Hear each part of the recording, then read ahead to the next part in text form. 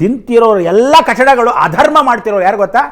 ಎಲ್ಲ ಬ್ರಾಹ್ಮಣರು, ಎಲ್ಲ ಲಿಂಗಾಯತರು, ಎಲ್ಲ ಶೆಟ್ರು, ಎಲ್ಲ ಜೈನರು, ಇವರೆಲ್ಲ ತಿನ್ನೋದು ಜಾಸ್ತಿ ಆಗಿರೋದ್ರಿಂದನೇ ತಿನ್ನೋರು ಏನು ಮಾಡಿದರೆ ಕದ್ದು ಮುಚ್ಚಿ ತಿನ್ನಬೇಕಲ್ಲ, ಅವ್ರ ಮನೇಲಿ ತಿನ್ಕೋಬೋದು.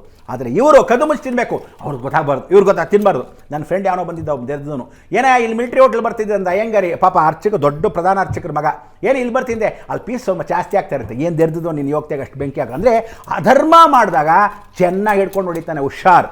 ಅದಕ್ಕೆ ಹೇಳೋದು ಈ ಮಕರ ಕುಂಭ ಮೀನ ಅಲ್ಲ, ನೀವುಗಳು ಅಟ್ಲೀಸ್ಟು ಶನಿ ಹೇಳ್ತಾನೆ ಏನು ತ್ಯಾಗ ಮಾಡ್ತೀರಾ ನೀವು, ಅದಕ್ಕೆ ತೀರ್ಥಗಳನ್ನು ಹಾಕ್ಕೊಳ್ಳೋರು ಕಮ್ಮಿ ಮಾಡ್ಕೊಳ್ಳಿ.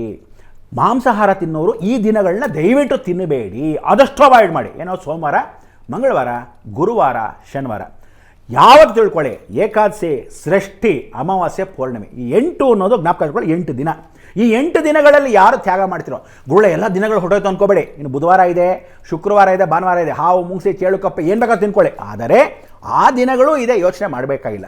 ಒಂದು. ಎರಡನೇದು, ಹಾಸಿಗೆ ಮೇಲೆ ಮಲ್ಕೋಬೇಕಾದ್ರೆ ಯಾರೂ 7.5 ಇರೋರು, ಪಂಚಮ ಶನಿ, ಅಷ್ಟಮ ಶನಿ ಇದ್ದಾಗ ಬಿಳಿ ವಸ್ತ್ರಗಳನ್ನೇ ಹಾಕೋಬೇಕು ಹಾಸಿಗೆ ಮೇಲೆ. ಮಿಶ್ರವರ್ಣ ಬಟ್ಟೆ, ಕಪ್ಪು ಬಟ್ಟೆ, ರೆಡ್ ಮಿಶ್ರಣ ಇಂಥದ್ದು ಯಾವುದೇ ಬಟ್ಟೆಗಳು ಹಾಕೊಂಡು ಮಲ್ಕೋಬೇಡಿ, ಜಗಳಗಳು ತಂದಿಡುತ್ತೆ.